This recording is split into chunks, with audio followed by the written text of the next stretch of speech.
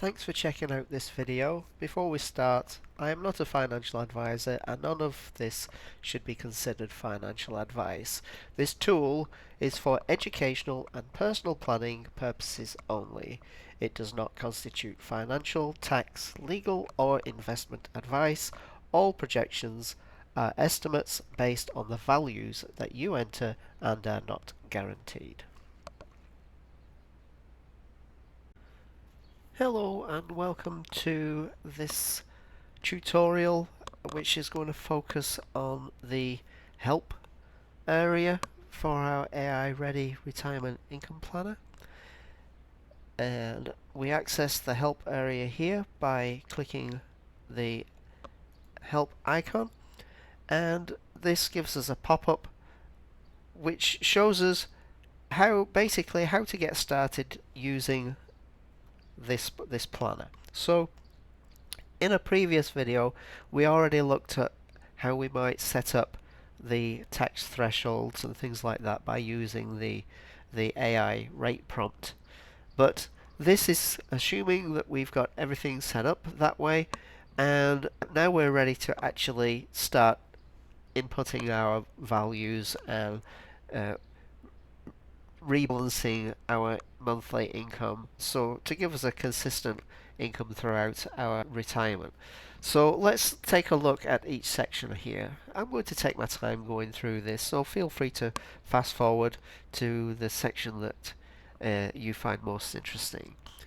Okay, so this dashboard models month by month retirement income across up to 5 life phases, tracking 401k, cash and equity balances alongside Social Security, UK state pension if you get both, ACA premiums, Medicare, taxes and inflation adjusted net income in one self-contained file. So the first thing we can do is we can name our scenario. The subtitle below the main title is editable. Click it and rename it to describe what this scenario represents. For example, you might rename it UK retirement, GB retire at 59.5, or you might rename it something like US based scenario, ACA optimized. So just a descriptive name here for what you're aiming for in this particular scenario. So let's just hop out of that. Here is the title, and so I'm going to come in here, I'm going to delete that title, and I'm just going to type in whatever I think would be good to help us remember what this particular scenario is doing. So name your okay, so here we go. Build a library of scenarios. So you can, in a previous video we looked at how to import and export scenarios, so you might want to review that video if you've already seen it. Because each export is a complete snapshot, you can maintain as many scenario files as you like.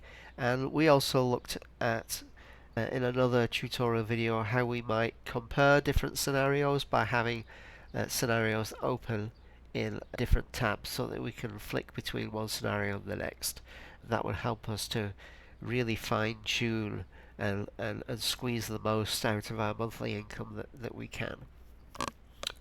Get the current tax rates before anything else. Again, we had a previous video where we looked at doing that with the AI advisor prompt, so feel free to refresh your memory by reading these notes here.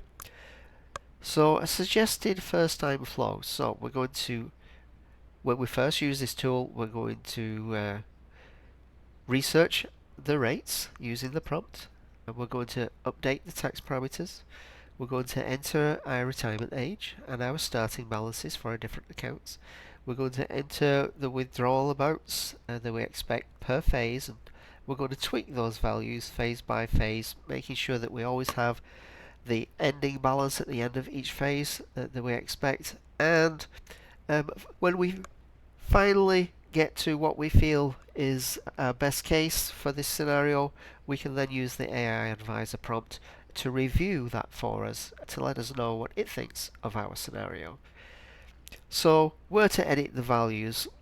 We're going to start by editing all the values in the Edit All Values tab, That's the quickest way to get everything in, to get set up quickly. And then once that's populated, really we want to be using the main dashboard. So just to quickly show you what that would look like when we first start planning our scenario, we're going to come in here, we're going to fill out all these boxes with the values that we want to model. Some more, and the UK tax parameters here for those people that are interested. And then once those values are all in there, we're going to come back to this OU tab, and this is where we're going to do the fine tweaking to really understand how income is going to be structured moving through each of these different phases. So let's pop back to our help here and look at the setup. So all setup happens in the Edit All Values tab, starting balances and growth. So this is basically walking you through everything that you could input into that Edit All Values tab. And it gives you a little bit of background information about how you can do that. Let's look at this withdrawal amounts. Start here. It says set your withdrawal amounts in Edit All Values first, then move to the Overview tab and fine-tune the values directly on each card. This two-step approach is the fastest way to build and refine a plan. Actually, I find it quite fun to refine this plan. Figuring out, well, how much cash can I withdraw from here? Well, if I take 100, an extra 100, that means I'm going to have this much cash at the end of each. So that's still healthy. I mean, I could even take a little bit more, and I still have a healthy amount left at the end of each phase. So that's showing me that it's quite feasible to use these amounts in this phase. Okay, so let's go back here and we'll look at currencies. So selecting your currency, the four buttons at the top of the page, USD, GBP, PHP, THB, set the active currency for the scenario. This controls which tax model applies and whether ACA and Medicare are included.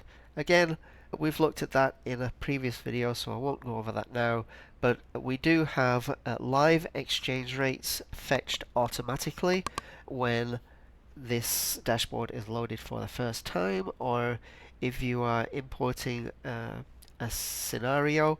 Let's just have a quick look at what that would look like if we had no internet connection.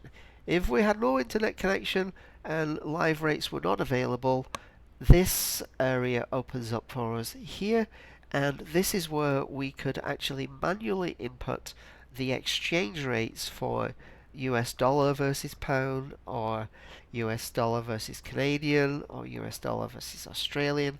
And currently this is set at, say for the Philippines, it's set at 56.5, but let's say we expect in the future that we might get 60 pesos to the dollar. Let's see what that would look like.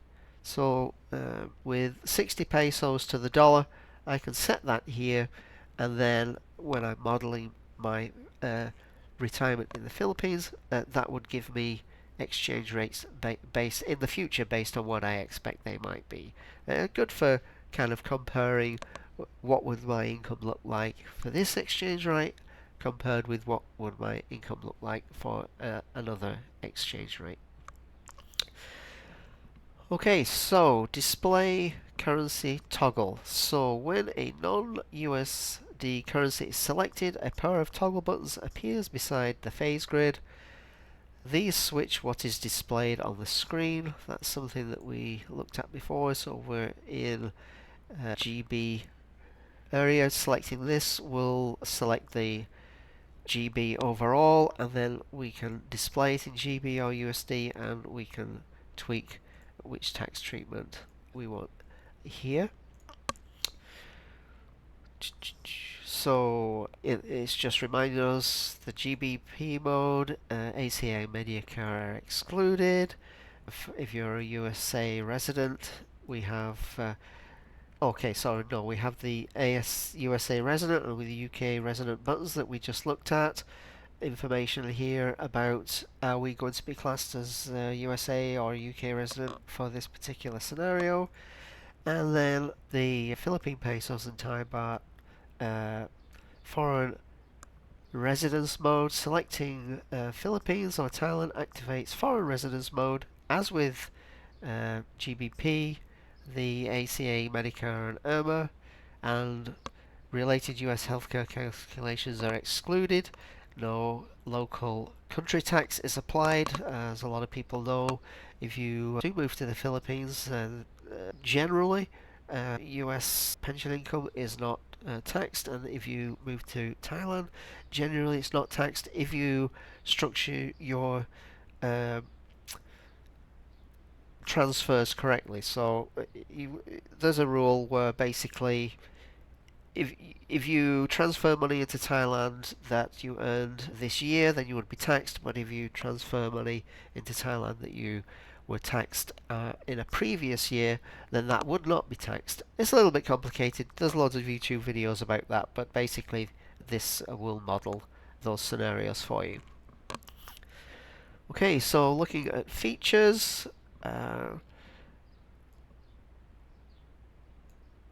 The row of cards at the top of the overlay tab gives a quick read on your whole plan. One thing I like about this is you can see your whole plan here at a glance. So we're not constantly switching from different screens.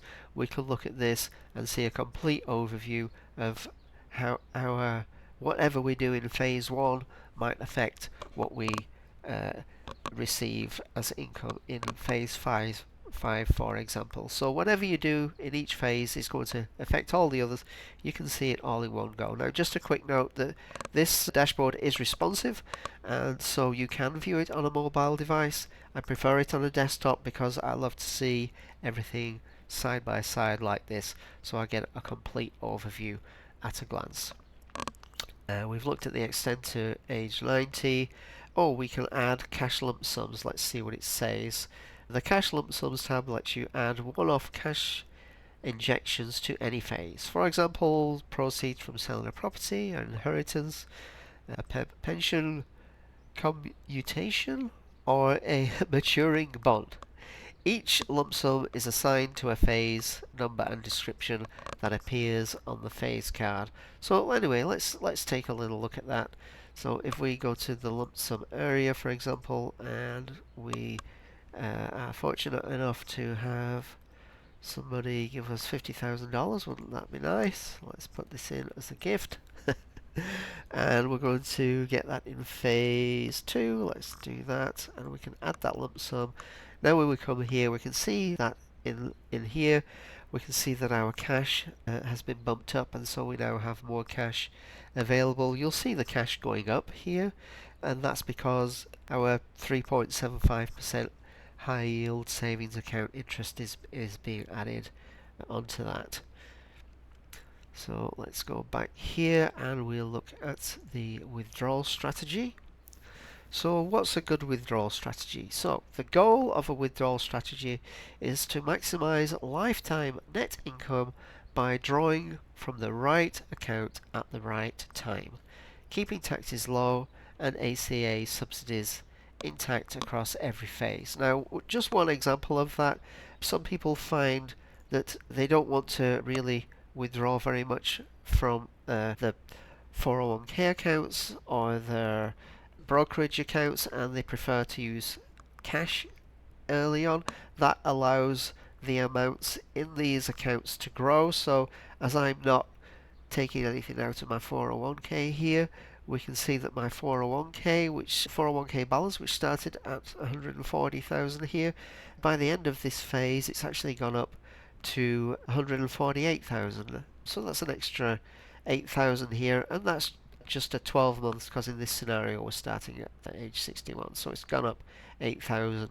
And so we now have an extra 8,000 that we can distribute across these phases. And again, this system makes it really easy to model what that might look like if you delay withdrawing your money from your accounts where it's currently growing. So let's go back here. So the three tax buckets, think of your account as buckets with different tax properties. Cash withdrawals are tax-free because they've already been taxed, and so as we looked at in the last strategy, if I do choose to take a lot of cash from this scenario here, of course that's not going to affect the amount of tax that I pay.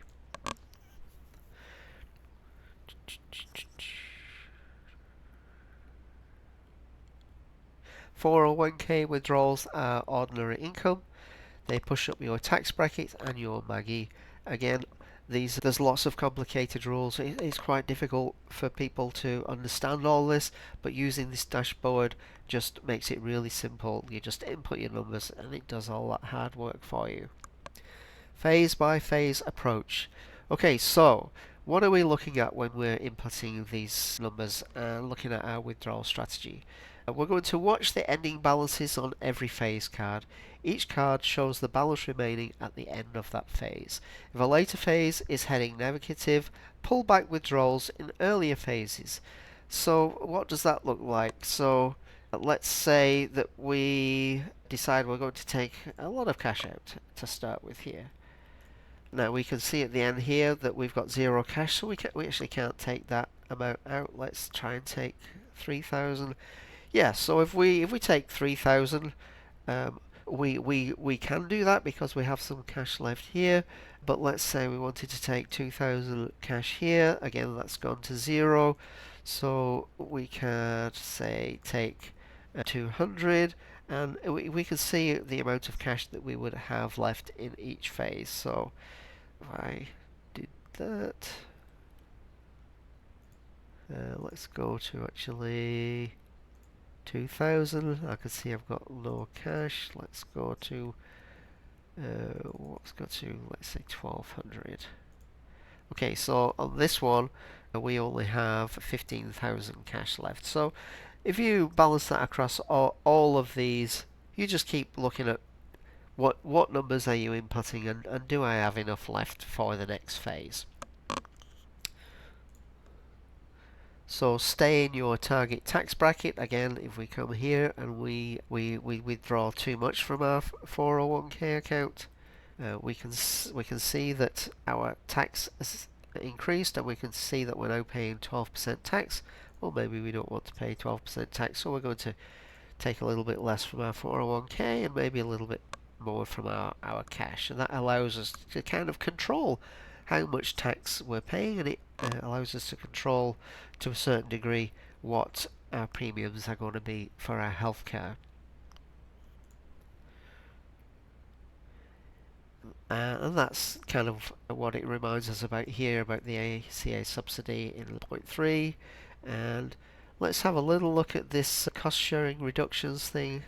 If MAGI falls below 250% of federal poverty level, Silver Plan cost sharing reductions apply, significantly lowering deductibles, copay, and out-of-pocket maximums. So below 150% federal poverty level, the subsidy can cover the full premium, keeping MAGI in the 150 to 250 federal poverty level band in phases 1 and 2 is one of the highest value optimization moves available in early retirement. The dashboard shows your CSR band status on each relevant phase card. So just by keeping these in the green, we can be sure that basically we are saving a lot of money on that we would otherwise be paying in healthcare premiums and out-of-pocket expenses and all that kind of stuff.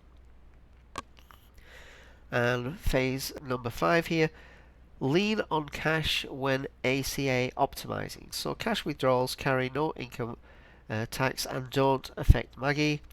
They're invisible to these calculations, so you can take as much as you want, and this allows you to kind of control your thresholds to keep in those levels. So just a good reminder of that.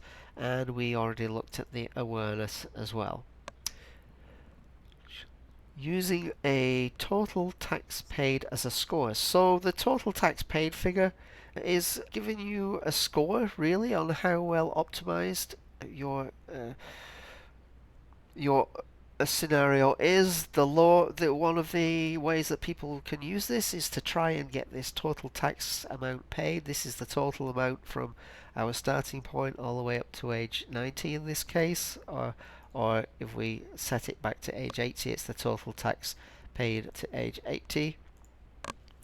And let's have a look here. Yes, adjusting your withdrawal strategy and keeping your eye on this is again another way to optimize your strategy. So what are some basic things that we could keep in mind when we're doing this? Well, in phase one, maybe we want to draw primarily from cash to keep the modified adjusted gross income low enough for those subsidies benefits to kick in. In phase two, this is pre-Medicare. Social Security income raises your MAGI floor, reduce your 401k withdrawals to stay below 400% federal poverty level. This prevents you falling over the subsidy cliff and paying very, very high health insurance premiums. Phase 3, Medicare starts. This is where the ACA considerations drop away. Medicare premiums replace it. And phase 4, this is if you have a UK pension, this is when that would kick in, and it's also when required minimum distributions kick in. So the dashboard models your chosen withdrawal, so set it at or above your expected RMD level. So yeah, when we're in this phase here, we want to make sure that our withdrawals cover the RMD levels. And nearly done here. When every phase ending balance is healthy, the real income figures in later phases still feel inadequate. ACA and bracket positions look well optimized, and the total tax figure is at or low as we can push it. That's a good time to use the AI advisor prompt for a final independent review before exporting the scenario. And then we have some information here about using the AI prompts to really optimize our withdrawal strategy and fine-tune it, get it as good as we can, get our tax as low as we can, get our monthly income as much as we can. So the scenarios tab shows 3 parallel projections: pessimistic, base, and optimistic, by varying the 401k growth rate and inflation assumptions. Okay, just let's have a quick look at that. So we go to scenarios here. So this gives us an overview of what might happen, for example, if interest rates are different from what we might expect. So we've got a pessimistic scenario, a base case, and an optimistic scenario, and then to help give us like an overview, a visual overview here of how healthy our portfolio is over time, we have this helpful graph here, and we also have this balance chart here. A lot of people find that they're quite happy to have this total amount of income, total amount of money available in the account balances at the end of each phase. They're quite happy for this to be much lower at age 80 than it was when we first started. So yeah, that's pretty much it for our help section here. Please feel free to reach out and ask any questions. If you've got any comments or suggestions or feedback, I'd love to hear from you. And I hope you enjoyed the video, and I'll see you in the next one.